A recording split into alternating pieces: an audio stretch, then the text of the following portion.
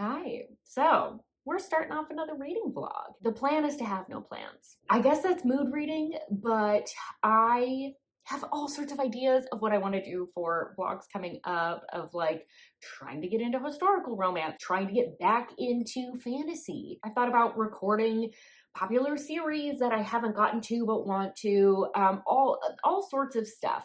Hi, Kevin.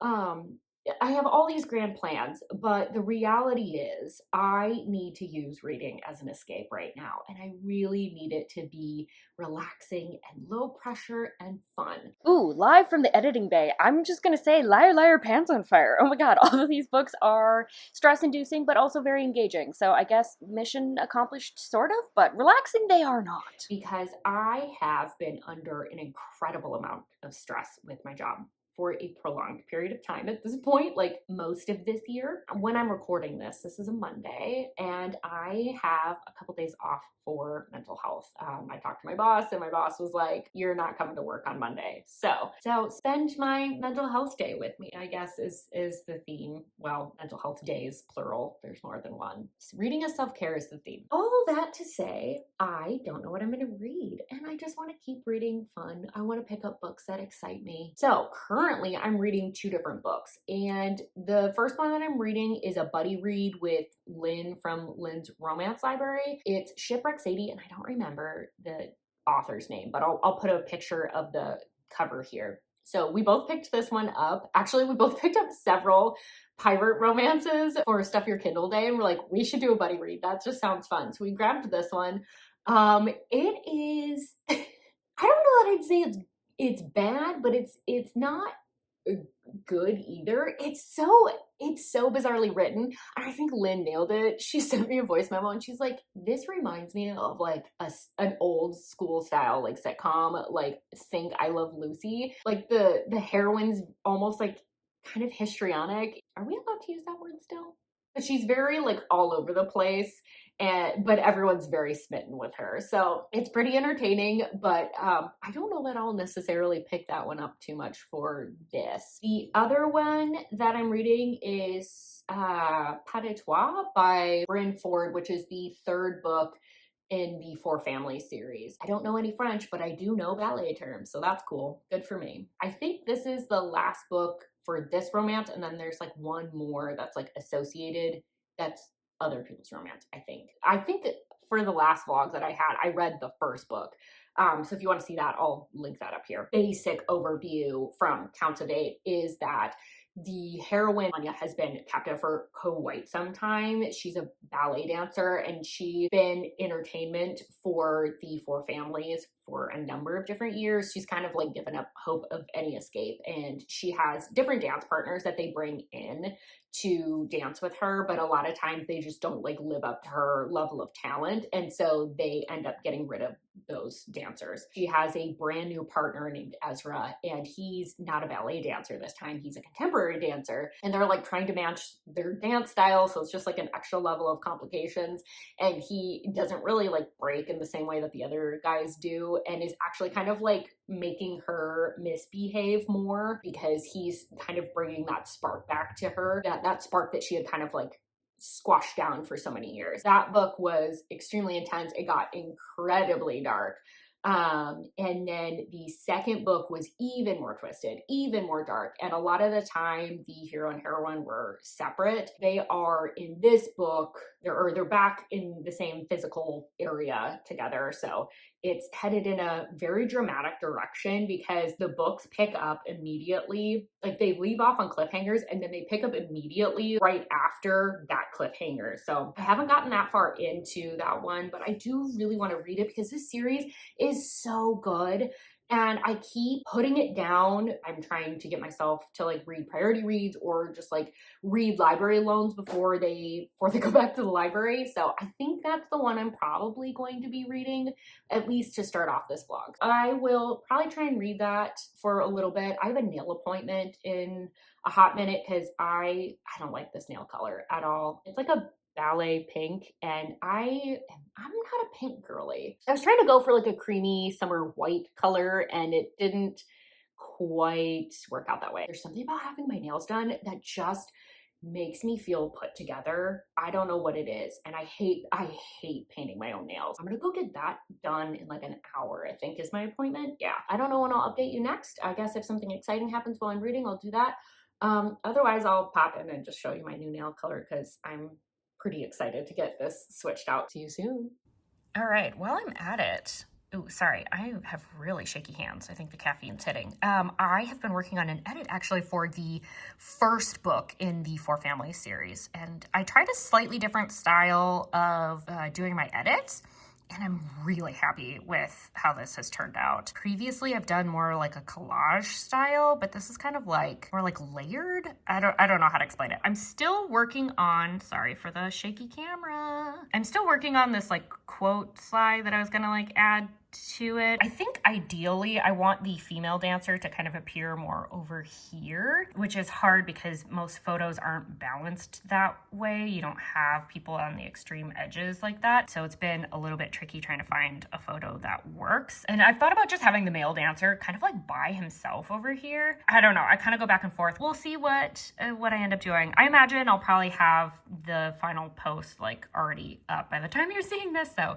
I guess this is just like behind the scenes looks at what I do for funsies, which is edits for for books. Okay, that's all I popped on to say, but I will chat with you soon. And I'm back from getting my nails done. While I was working on the edit, I did end up switching out that back photo, and I think it's going in a direction I like a little bit more. I might show you it later when I'm finished with it, but I was doing that, and then I went and got my nails done, and so I popped in an audiobook, and I was listening to Spurred by Vanessa Vale. It's like a 4-hour audiobook, so nice and short, just something perfect to kind of like pass the time while I'm waiting to kind of like get back to reading physically at the moment. But the premise of this is just like a slightly unhinged. Basically, our heroine finds out that her biological father gave her an inheritance of like millions of dollars. And it sounds like he's kind of like, if you've watched Yellowstone, he's like one of the Duttons type of a thing, where he's got this like massive ranch out in Montana. And I guess he kind of like spread his wild oats quite a bit. And he wasn't involved in any of his kids' lives. He somehow kept track of them and put stuff for them in his will. She's only one of 3 that they've been able to track down. But the executor of the estate, and I can't remember what the function of the other guy is, greet her at the airport, and straight off the bat, they're like, we're gonna fuck her immediately. She is going to become ours. Whoa, hadn't even talked to her. She's like at baggage claim, grabbing her bag, and they're like, got it on lock. So it's a little bit aggressive. I think the attempts at a storyline feel a little bit silly, considering it's like, just if you want it to be smut, just let it be smutty. But yeah, if you're a fan of Yellowstone and you're like, but what if it was just straight erotica? Here you go. This is perfect. Also, this cover is really cool. I really, really love it. There's like a light whisper of like a plot mystery thing that kind of just got introduced at like the 50% mark.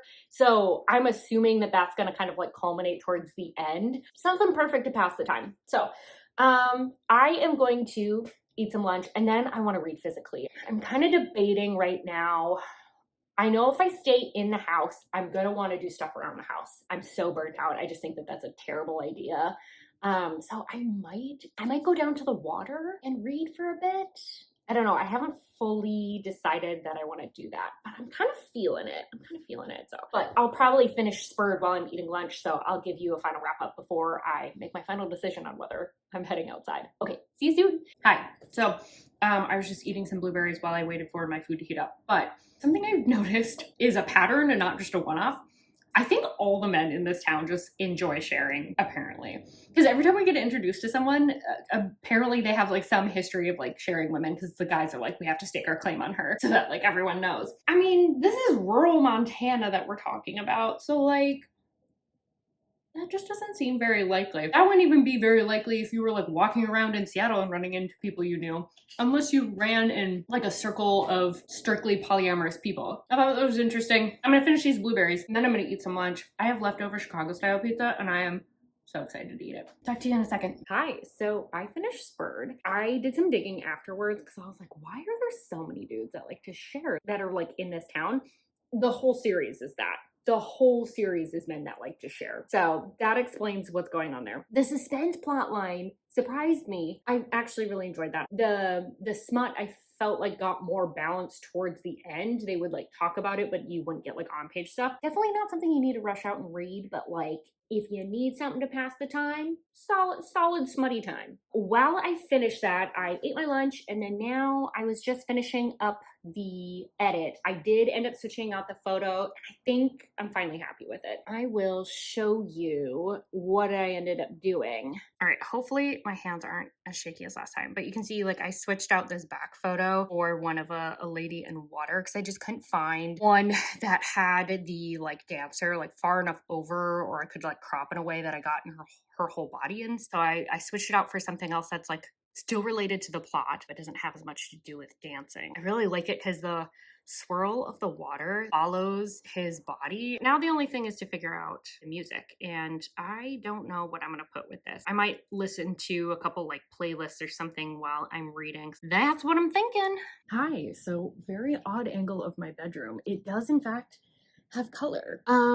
So all these grand plans to maybe walk down by the water, start reading physically, they've gone to crap. It's almost 4. I was folding some laundry and listening to some music while I was like trying to pick a song for the edit, and I just passed out like in my laundry. I was folding it and I just went to sleep. That ate up most of the afternoon, but clearly I really needed it, and also is meeting my goal of self-care. I was just going to pop in another audiobook because I think I'm going to work out before I make some dinner. I'm so sorry if you can hear my fan. It's so loud, but it's really warm and I can't be bothered to turn it off for the 5 seconds it takes to film this clip. I think I'm going to read The Five by Lily White. It's part of my priority reads for the year, and I was able to pick up the audiobook on sale for like the Audible sale. Words. Why do I keep saying the word sale? Sale. I think I'm going to plug into that. I don't know anything about that book at all other than like Lily White writes some particularly dark romances, and I've heard, is it from Sam Reads a Little? I think it was her that said it's like kind of somewhere between like a romance and a thriller. I think I just need something to kind of like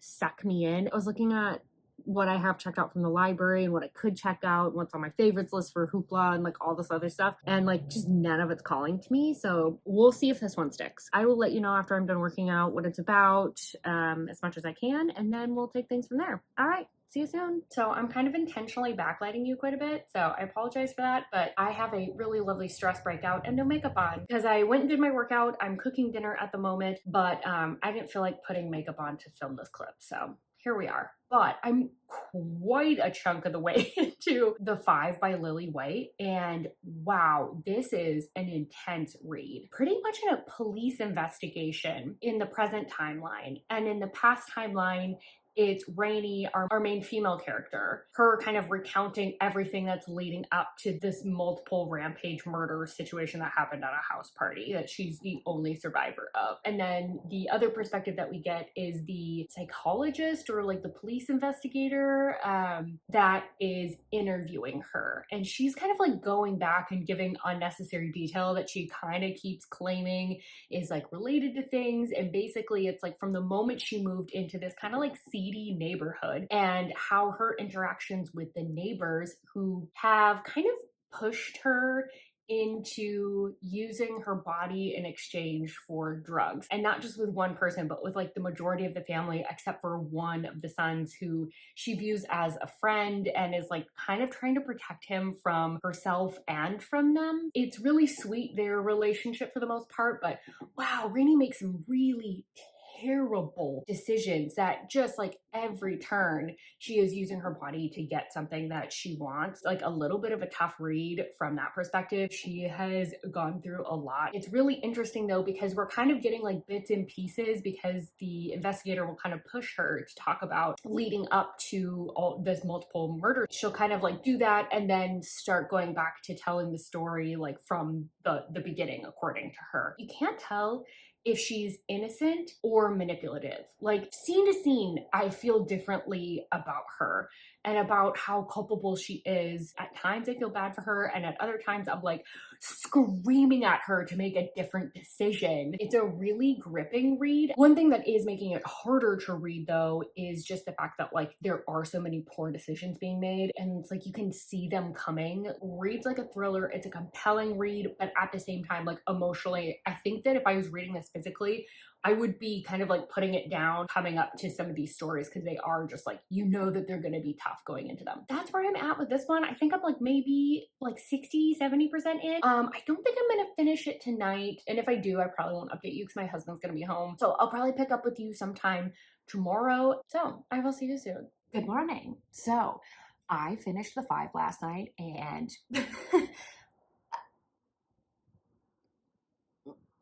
that's my review. What a mind fuck. Lily White never fails to deliver on a compelling read. I never get bored during her books. Like they're always just so intense. Like sometimes the intensity makes me want to put it down. How does she always have the darkest shades of gray with her characters and sometimes just completely morally corrupt and yet somehow you're kind of on their team. How does she do it? How? I'm asking you. Figure it out. That was aggressive. I don't know why I did that. Seriously, I feel like reading her books, it's like you know that the mindfuck is coming and you think you kind of see it, but it turns out that it like she got you from behind. Like I feel like she took a cheese grater to my brain and I was like, Lily, stop, that tickles. Don't. By the time I realized what she was doing, I was like, oh, my brain's just confetti. That's a weird analogy. Now I'm thinking about brain matter confetti. Ew. Hopefully you get what I'm saying. By the time you figure it out, you see all the pieces and you're like, oh damn, I didn't know anything. Very much reads like a thriller. Most of her books, I would argue, actually read more like thrillers than romances, but I think that's what it makes it so compelling. What a book. I'm so happy I read that. That absolutely sucked me in. I binged that so hard. Today, I have a lot that I need to get doing. Get going, get done, get done. I don't know why figuring that out was so challenging. I need to get my TBR filmed and edited today because I leave town tomorrow to go visit some friends out of state. So I need to get that filmed, edited, and then I need to pack for sure. Those are the 3 things. So I do still need to figure out how to do some relaxing in that time. I don't know our Tainted Love book club pick for July yet. We haven't picked that out. Actually, last night we just had to cancel our live show, which was really, I was like sad about it, but also like it was needed. Like I'm not doing well. Nikki was sick and hadn't finished the book. Cynthia finished the book, didn't love it. And she was like, well, I've just got so much going on. Like, what if we just canceled? And I was like, you know what? I feel like that's a good idea. But that means that like I didn't get to talk about the book that we had for the live show. So I guess I'm just gonna do that now. The book that we read was All the Ugly Things, All the Ugly Pieces by Stacey Lynn. The premise, very cool. Basically, the heroine was wrongly convicted of a crime, or I guess she pled guilty. She ends up going to prison for, I think it was supposed to be 10 years, but she gets out early. She's just like trying to get her life together, but her family's completely abandoned her. She has no friends. She's in a completely different state. Like she has just no support system. But then these people in the community end up starting to take an interest in her, really just want to help her succeed. And she's like, I just don't really get why you want to help. Ended up rating this 2 stars. I had a couple of complaints. One was that I felt like the emotions were way overplayed. It really felt like over dramatic. Woe is me. And the circumstances just weren't that. Like the heroine was always talking about how she doesn't have support. And it's like, yeah, you don't have support from your like crap family. You have people rooting for you that are trying to help you. And there's these dudes in the community that want to help you. Also, why do you not want to let them help you? She's talking about how like people expect things in return. And I was like, yeah, maybe they do, but like, you don't have to do anything for them. Like you can just take advantage of them and take what they're offering. Like, especially with someone who has no support system, I was like, I would be scrambling for any amount of help that I could get. That plot line was just kind of frustrating. I think what kind of contributed to that is there's this kind of like mystery element with why these guys want to help her, right? What's in it for them. And like some of it just comes down to like they're just genuinely good people. But there is like a deeper reason. But because we get the hero's perspective, we know what the reason is. We know through most of the book. And yet that's the cliffhanger, is when she confronts him about who that person is. That's not a cliffhanger for us, for the heroine, sure, but like that doesn't compel me to read the next book. I think it comes down to I just didn't buy the emotions of the heroine. I feel like based on the synopsis, I should have had a lot of empathy for her in the things that she had been through and all of that. And it just didn't do anything. Part of that too is just like dialogue, banter, like very vanilla, mundane things. We're like, oh my gosh, wow, wow. It makes it feel like over dramatic. Now that I've rambled about that, all that to say, I don't know what the book club pick is yet, so I don't know that I can film. And this seems like a good place to jump in and just let you know that we're actually not going to pick anything for July, and I don't think August either. We're just going to take like a mild hiatus. Some of us are fighting some reading slumps, some of us are having some mental health issues and other personal things. So we're just going to take like a mild break so that we can just give ourselves a little bit of space, and then we'll get back to it in the fall. That's all I had to pop on to say. Okay, bye. So, plan for today. I have outlined my TBR to film that. I'll film that today. I need to pack for my trip. And I really want to read physically, like really bad. I love a good audiobook, but because I'm doing other things usually when I have an audiobook in, it's just not as relaxing. And with this being like a mental health break, I really need to just relax. I've been rambling, but hey, I gave you 2 different reviews, so there's that. You didn't ask for one of them. Well, I guess technically you didn't ask for either of them, but that's not really the point. All right, I need to drink more coffee, clearly. I'm gonna do that. See you soon. So we're back in my kitchen because I I realized I didn't eat breakfast, so I need to do that quick before I get like the coffee. I was just eating a little something, and I think I paused on potentially the most tense scene. I'm talking about Petatoire. The last book was pure tension. This one's shaping up to be pure tension. So when I say I'm leaving off on the tensest scene, I'm like, it's one of the tense scenes. Like the whole thing's tension, but where I left off, particularly tense. I'm having a hard time not wanting to just like jump back into it. But Bran Ford was planting seeds for things that I wasn't even clocking, didn't even think were important. They're all coming around in the 3rd book. We're finding out stuff that I'm just like, how did I not put that together? This series is seriously so good. The romance is killer because the thing that I like is it's a captive romance. The thing I like though is she's done little things to make it clear that it's like, well, they wouldn't have like fallen in love with just like anybody. Like there was other opportunities where this could have happened. It didn't happen. It only happened with these 2. So you can tell that they're soulmates. And Ezra, oh, the hero, I'm obsessed with him. I'm obsessed with him. He just wants to carry the weight of the world. He'll do anything for her. He will literally lay down his life if that's what it comes down to. What a man. What a man. I'm gonna finish eating my breakfast so that I'm not eating on camera because that's gross. And then I think I might take a minor intermission, get packed up. I need to get that out of my way because otherwise, does anyone else do this where it's like, if you have packing you need to do, you start cataloging things in your head of like, ooh, maybe I should pack that outfit. And if I pack that outfit, I need to make sure that I pack that bra. Why? Why does my brain work like that? But anyways, so my brain's already on packing mode and I need to just like be able to check out of that. So I'm gonna do that. That's all I popped on to say.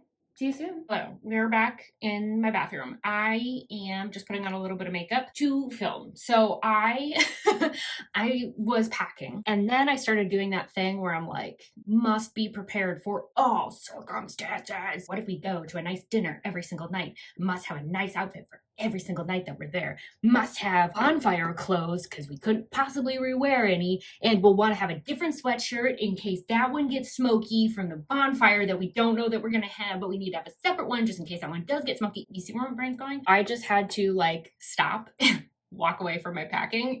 I have stuff. I could chuck that all in a bag and go, but if I continue trying to actually like pack and put it away, I'll go like, oh yeah, I should pack that other thing. So I am going to film. I will film and then I will update you about what I plan to do next, I guess. Great. See you soon. Hi, so we're back in my bedroom. Oh, that's a good look. We're back in my bedroom now. I got so much done. It's almost 4 and I filmed my TBR, edited it, got the thumbnail, the video's exporting, and then I took a nap for a little bit. So I got quite a bit done, but I have to admit, I'm a little bit mad at myself for not taking more of that time to just take care of myself and just like sit and be, whether I was reading or like putzing on the internet or going for a walk or whatever. I just have this inability to relax. I have this idea in my head that if I'm sitting and I'm not doing something, that is laziness. And like I feel bad when I do it. And yet that's like the whole point of me having this time off was to like recharge, take care of myself. I'm a little bit bummed. I'm a little bit frustrated with myself for not catching this sooner. Hard to break habits like that. Not to be a total bummer, but it is 4, so I need to work out and then get going on dinner. I'm hoping I have a little bit more time to just like hang out and read physically this evening because my husband will have to pack. Lesson learned, breaking patterns is harder done than said. I think I just said the opposite of formal phrasing, but you know what I mean. Anyway, I will see you soon. So, it is like maybe mid-morning the next day. I got some more reading done last night. I was very proud of myself. I prioritized relaxation. I prioritized it this morning. I didn't even let myself pick up the camera, which very proud of myself for. Pat on the back, regardless, whatever. My travel anxiety is out of control right now. So if I come off a little like, that's what it is. Last night was having a hard time falling asleep because I kept thinking of things I should pack. And then this morning I was like, you know what? I should maybe unpack some of the overpacking I did. And then I somehow packed more. She's a champion, folks. What can I say? I don't know why I am the way I am, but gotta pack for all circumstances, I guess. I just got about like 60% into Pâté Trois, and I think my goal for today is to finish it because the anxiety this book is causing me is absurd. In between that, the travel anxiety, I'm just like, she's coming unglued, folks. She's unhinged. So I'm like, I need to finish this, but I'm like excited because I feel like I'm just starting to see like the light at the end of the tunnel. Prior to this, it was just kind of like, there's no hope. This is just what it is forever and ever, amen. And now starting to see a little bit of a way out. One thing that I deleted the clip of, or I never saved the clip. I don't know what happened. But one thing that I was going to say from earlier in the book is that their captor, there was like a moment, right, where the author could have decided that she was going to make him more sympathetic. Like, I feel like a lot of books, like the big evil villain person somehow gets softened right at the end so that there's a little bit of an emotional punch. It turns out they were looking after them the whole time and that they really do care and they give them their freedom or, like whatever it is, that it turns out they're not a bad guy. She didn't do that. That moment that you would have thought would have been that end up being him doubling down on his original BS. And I love that she kept it that way because it made that scene even more emotionally confusing because you're like both angry, but also like he really thinks he's doing right by her. I'm trying not to like spoil like plot points because we're so far in, but like hats off to Bryn Ford. She really said you're doing cardio during this book because your heart rate through the roof. Realizing this coffee is probably not helping. I'm still gonna drink more. I am going to see if I can finish this bad boy. Let's see how fast I can read. I finished Pâté Trois. 5 stars. So good. At the 60% mark, I was like, I can feel the way out. I can feel that it's coming, but there was still so much to get through. Things take a little bit longer because you're getting not only the action, but them internally processing things. And so I was like feeling a little bit skimmy and frantic towards the end because I was like, I need to know my babies are okay. And so I got a little desperate. I was like eating my lunch while I was reading, and I was just like, all the way through. That was really goblin-y. I was just like really desperate to just like see that they're okay. I do have like one critique. It's kind of minor, but it is something that bugged me. Towards the end, we get a time jump. It's part of the plot kind of concluding. It's part of like the action, but I think I just felt a little bit detached from it because the style of writing kind of changed with that time jump, right? Because it almost felt like an epilogue because the characters have to catch you up on what happened, and I don't like that. So I hadn't been with them, so I felt a little bit emotionally detached. Just kind of also had this like glitchy feel too because we had the time jump, and then it felt like instead of having this very like flowing feel that we had throughout the majority of the book, like don't get me wrong, there was time jumps in there, but there was like this feeling of like flow to it that it felt natural when those time jumps happen. I felt like I was missing stuff in between some of the scenes a little bit. We would be here setting this thing up, and then we kind of would miss this part of setting up this next scene, and we would just like jump to this scene from the other person's perspective. And so, like I said, it just kind of felt glitchy. And I think I've mentioned before, I don't like how epilogues are written, and it was written kind of epilogue-y for the falling action. So that's kind of bugged me. But yeah, 5 stars still. I loved the crap out of that series. Still coming down off of it a little bit. So I have showered, gotten ready a little bit. My husband should be home any minute to take off for a road trip. So thank you so much for being here, because honestly, it really helped me from spiraling out further. As you can clearly see, it happens very easily. Comment below, let me know what your last 5-star was. Also let me know what other types of vlogs you'd like to see, if there's any themed vlogs you'd be really interested in. I'd love to know that. But other than that, don't forget to like this video if you liked it, subscribe if you want more content from me, and I really, really hope I see you on my next video. Bye-bye!